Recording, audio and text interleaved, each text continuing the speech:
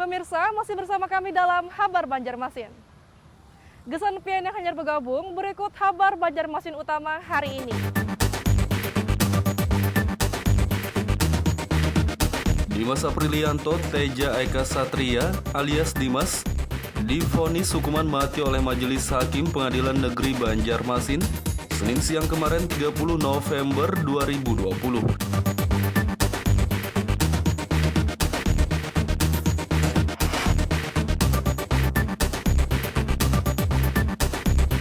Kasus COVID-19 di Kabupaten Hulu Sungai Selatan kembali meningkat. Masyarakat diminta tetap disiplin menerapkan protokol kesehatan atau prokes.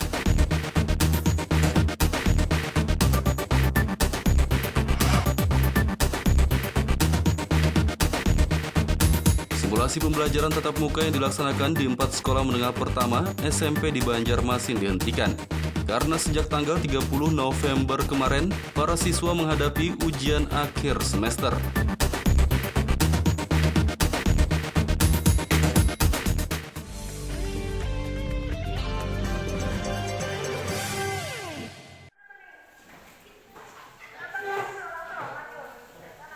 Simulasi pembelajaran tatap muka yang dilaksanakan di 4 sekolah menengah pertama SMP di Banjarmasin dihentikan.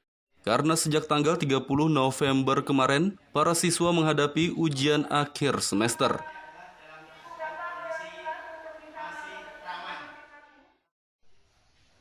Kepala Dinas Pendidikan Banjarmasin, Totok Agus Daryanto mengatakan, simulasi pembelajaran tatap muka yang dilaksanakan di 4 SMP untuk sementara dihentikan karena semua siswa menghadapi ujian akhir semester dan libur setelahnya. Menurutnya ujian tersebut dimulai sejak tanggal 30 November 2020 kemarin dan berlangsung secara daring. Pembelajaran tatap muka akan kembali digelar pada tanggal 4 Januari 2021 mendatang. Namun tidak lagi simulasi dan tidak hanya untuk 4 sekolah saja, melainkan semua sekolah yang memenuhi syarat protokol kesehatan yang telah ditetapkan. Untuk sementara berhenti dulu karena dia memasukin ujian akhir semester dan juga ujian akhir semester ujian akhir semester dan juga libur. Jadi setelah ini dia berhenti dulu. Untuk sementara dia di rumah. Nanti ujian akhir semesternya tetap daring. Karena kan ada yang tatap muka, ada yang tidak kan. Jadi untuk daring aja kita pakai layanan daring. Nah baru nanti kita masuk kembali di tanggal 4 Januari. Ya. Berarti ini Pak kembali ke daring lagi? Iya daring lagi, tapi kan untuk ujian aja. Sampai ujian. Ya. Penilaian akhir semester. Itu tanggal berapa Pak? Tanggal 30. Tanggal 30. Ya. Diketahui sebelumnya Menteri Pendidikan dan Kebudayaan Republik Indonesia telah memberikan izin pelaksanaan pembelajaran tatap muka digelar pada awal tahun 2021 mendatang. Namun sekolah harus memenuhi syarat terkait protokol kesehatan dan persetujuan sebesar 80% dari orang tua siswa. Dari Banjarmasin, Kalimantan Selatan, Muhammad Lutfi Darlan dan Fudail melaporkan.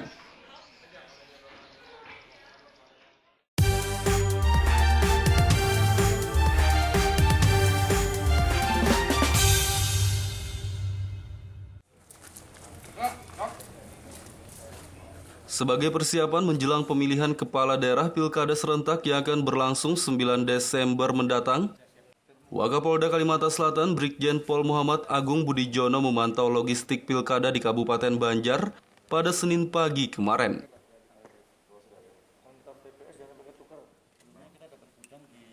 Didampingi Kapolres Banjar AKBP Andri Koko Prabowo dan jajarannya, Wakapolda Kalsel Muhammad Agung Budijono langsung menuju gudang logistik Pilkada di kawasan Desa Indrasari, Martapura.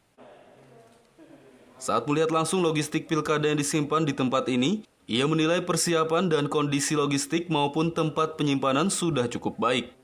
Selain itu dalam kesempatan ini ia juga menekankan terkait netralitas karena menurutnya sangat penting untuk membuat pelaksanaan Pilkada bisa berlangsung dengan jujur, aman, dan damai. Sementara jumlah pasukan yang akan diturunkan untuk pengamanan pesta demokrasi mendatang, ia menyatakan akan disesuaikan dengan kebutuhan. Bagaimana kesiapan daripada pelaksanaan pemilu, khususnya di wilayah Banjar. Tapi dari hasil pengecekan awal, ini nanti juga kita diskusikan lagi apa-apa yang perlu kita lengkapi, perlu kita validasi ulang. Pada prinsipnya semuanya sudah berjalan dengan baik, kesiapannya cukup bagus. Pasukan nanti kita sesuaikan, Pak. Jadi jumlah pasukan dari mulai PAM TPS, kemudian pasukan cadangan yang ada di Polres, termasuk juga BKO dari Brimob ada juga. Usai meninjau gudang logistik Pilkada, Wakapolda Kalsel melakukan rapat terbatas di Mapores Banjar bersama Ketua KPU dan Ketua Bawaslu setempat. Dari Kabupaten Banjar, Kalimantan Selatan, Muhammad Lutfi Darlan dan Fahmi melaporkan.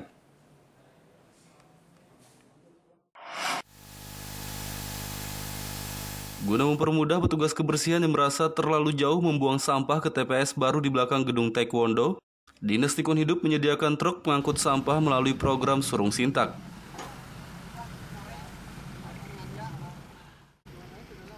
Pemindahan tempat pembuangan sampah TPS Malkontemon ke belakang gedung Taekwondo dikeluhkan petugas kebersihan lingkungan yang biasa mengumpulkan sampah dari rumah-rumah warga. Mereka merasa jarak TPS baru itu terlalu jauh sehingga menyulitkan, apalagi mereka membawa gerobak berisi sampah yang cukup berat. Menanggapi keluhan para petugas kebersihan tersebut, Dinas Lingkungan Hidup Banjarmasin menyediakan truk pengangkut sampah melalui program Surung Sintak yang artinya melayani. Truk ini ditempatkan di lokasi yang dekat dengan para petugas kebersihan, sehingga mereka bisa lebih mudah membuang sampah yang sudah dikumpulkan dari rumah-rumah warga. Salah satu petugas kebersihan, Kadriansah, mengatakan, dengan adanya truk Surung Sintak ini ia tak perlu menempuh jarak yang jauh lagi untuk membuang sampah. Ini rencana kan ini sementara diandak, di kelurahan tuh rencana dibangun tempat pembuangan. Nah rencana, tapi menunggunya itu hari berapa bulan? Belum ada kejelasan lah. Kada, istilahnya kan uruk, apa gitu kan, otomatis bisa tahunan lo. Nah makanya diandaknya mobilnya